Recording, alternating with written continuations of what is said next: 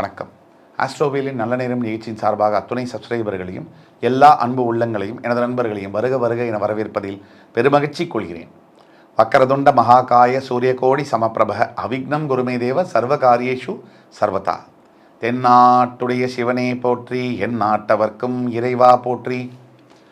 அன்பர்களே, நண்பர்களே, என் அருமை தமிழ் பெருங்குடி மக்களே, இன்றைக்கு ராசியை பற்றி நம்ம பேச போகிறதில்ல. ஆனால் நம்முடைய யூடியூப் வழித்தடத்தில் இது ஒரு மிக மிக முக்கியமான ஒரு பதிவு. 2024 வருடம் 2023 வருடம் சமீபத்தில் இறந்த கேப்டன் விஜயகாந்துக்கு அஞ்சலி செலுத்தும் வகையில் இந்த வீடியோவும் மற்றும் இல்லாமல் 2024 வருடம் எந்தெந்த பிரபலங்களுக்கு சற்று ஆபத்தான நிலை இருக்கிறது என்பதை பற்றி ஆராயலாம். ஒரு வகையில் இந்த வீடியோ என்பது அந்த பிரபலங்களுக்கு மிகப்பெரிய அளவில் உதவியாக கூட இருக்கலாம். அதனால் இந்த வீடியோவை தொடர்ந்து ஃபுல்லாக பாருங்கள்.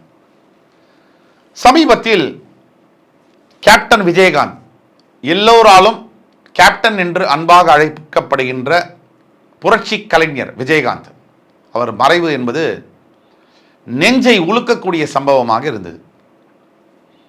இந்த மறைவு ஒரு பக்கம் இருந்தாலும் பல லட்ச மக்கள் அவங்க மனசில் கேட்ட கேள்வி, இல்லை வெளியில் கேட்ட கேள்வி, அவருக்கு ஏன் இந்த நிலைமை அப்படிங்கிற கேள்வி இருந்துச்சு. அதாவது இந்த மரணத்துக்கு முன்னாடி ஒரு 6-7 வருடங்கள் அவர் பட்ட சிரமம், உடல்நிலையில் அவர் பட்ட அவஸ்தை, ஒரு வகையில் என்ன பல வகையில் அவருடைய இழப்பு என்பது பர்சனலாகவே எனக்கு கூட மனசு அன்னைக்கு ஒரு 2 நாளைக்கு எதுவுமே பண்ண முடியல. ஆனாலும் கூட ஒரு உயிரானது அவஸ்தைப்பட்டு இங்கேயே பூமியில் இருப்பதை விட அவர் இறைவன் அடி சேர்வது என்பது என் தந்தை உட்பட நான் அப்படிதான் ஃபீல் பண்ணேன். யாரா இருந்தாலும் இறப்புங்கிறது அப்துல் கலாம் மாதிரி வரணும் அப்படின்னு போயிடணும். அப்ப அவர் அவஸ்தைப்பட்டதுக்கு எல்லாரும் சொன்னாங்க, இவ்வளவு தர்மம் பண்ண வரைக்கும் இது வரக்கூடாது. அது 1000% உண்மை. மறுபிறவி இல்லாத உயிர்கள் என்றுமே நீங்க பார்த்தீங்கன்னா இப்படியான அவஸ்தைகளுக்குள்ள போவாங்க. இன்னொரு பிறவி இல்லாத ஒரு மரணம் என்பது இந்த மாதிரி அவஸ்தைக்குள்ள போவாங்க. இது உறுதி. நிறைய உடல்நிலை பாதிக்கப்பட்ட அவஸ்தைப்படக்கூடியது என்னன்னா, இன்னொரு பிறவி கிடையாது அவங்களுக்கு. மோட்சம் அடையக்கூடிய உயிர்களுக்கு இந்த விதி என்பது பொருந்தும்.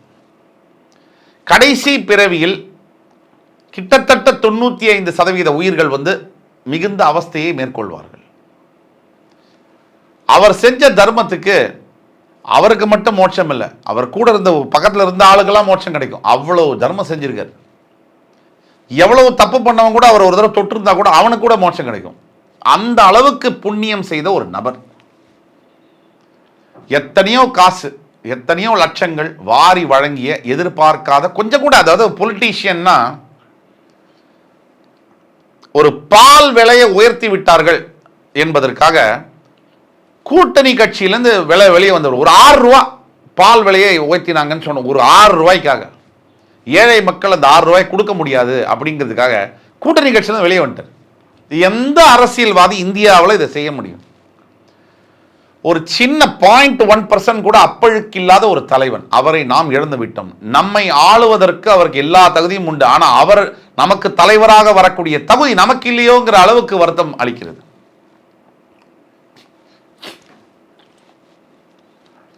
அப்படிப்பட்ட விஜயகாந்த் அவர்களுடைய மரணம் சமீபத்தில் நடந்தது. இந்த அவருடைய ஆத்மா சாந்தி அடைவதற்கும் அவருடைய குடும்பத்தாருக்கும் தேமுதிக கட்சி நண்பர்களுக்கும் என்னுடைய ஆழ்ந்த வருத்தங்களையும் அனுதாபங்களையும் தெரிவித்துக் கொள்கிறேன். அதே சமயத்தில் 2024 ஆண்டு மிகப்பெரிய உச்ச நட்சத்திரம் ஆக இருக்கக்கூடிய தமிழகத்தில் அவருக்கு சில உடல்நிலை பாதிப்புகள் வரக்கூடிய வாய்ப்புகள் என்பது உண்டு. அதே மாதிரி உச்சபட்ச நகைச்சுவை நடிகர் அவருக்கும் சில ஜாதக ரீதியான உடல்நிலை பாதிப்புகள் வரக்கூடிய வாய்ப்புகள் என்பது உண்டு.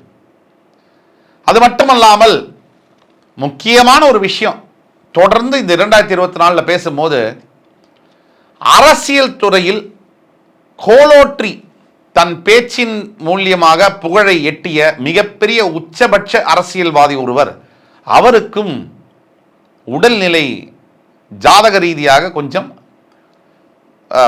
நெகட்டிவ் சைடில் தான் இருக்கு.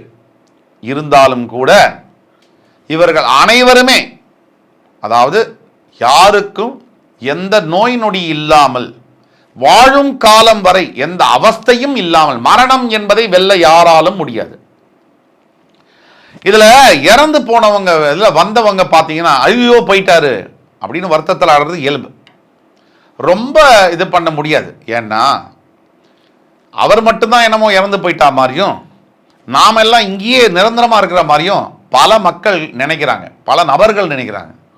அப்படியெல்லாம் கிடையாது. மரணம் என்பது நிச்சயம் ஒவ்வொருத்தருக்கும் வரும்.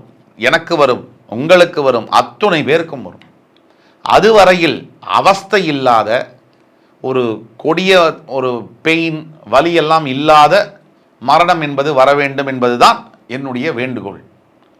ஆக இதை பார்த்து கொண்டிருக்கக்கூடிய அனைத்து மக்களுக்கும் 2024ஆம் ஆண்டு ஒரு சில உச்சபட்ச அரசியல்வாதிகள், 1-2 நடிகர்களுக்கு ஆபத்து இருக்கிறது. நான் பேரை சொல்லக்கூடாது. ஆனாலும் அவர் ஜாதகத்தை அலசும் போது இவ்வாறான ஆபத்துகள் இருக்கிறது உடல்நிலை. ஆனால் அவர்கள் தன்னுடைய உடல்நிலையை கவனித்துக் கொள்ள வேண்டும். யாரை சொல்றேன்னு எல்லாருக்குமே தெரியும். அவர்கள் உடல்நிலையில் அவர்கள் மிகுந்த கவனத்தை செலுத்த வேண்டும். அதே மாதிரி இறை பிரார்த்தனையின் மூலியமாக, உங்கள் அத்துணை பேருடைய இறை பிரார்த்தனையின் மூலியமாக அவர்களுக்கு நல்ல உடல்நிலை இருக்க வேண்டும்.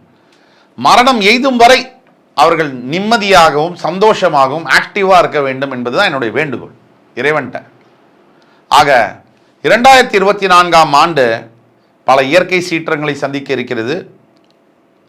சில பல தலைவர்களின் மறைவையும் சந்திக்க இருக்கிறது.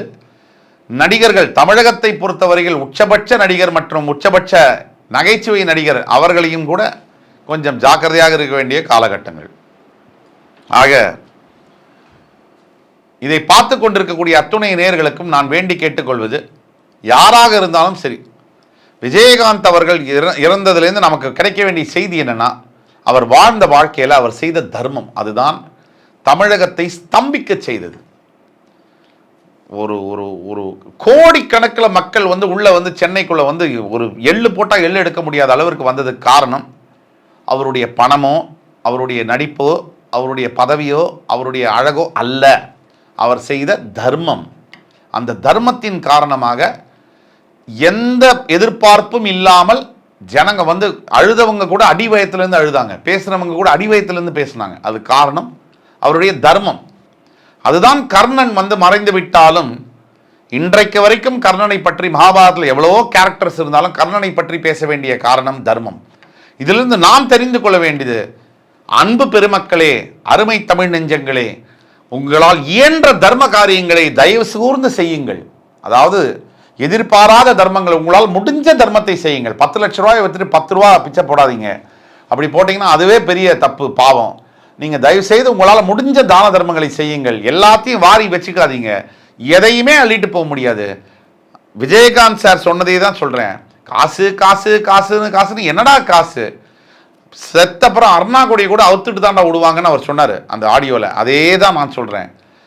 எந்த இதுக்கும் சொல்கிறேன், உங்களால் முடிஞ்சதை உதவி செய்யுங்க. அடுத்தவங்க என்ன நினைக்கிறாங்க, அவங்க அந்த உதவியை திமிரா பார்க்குறாங்க, அதெல்லாம் கவலைப்படாதீங்க.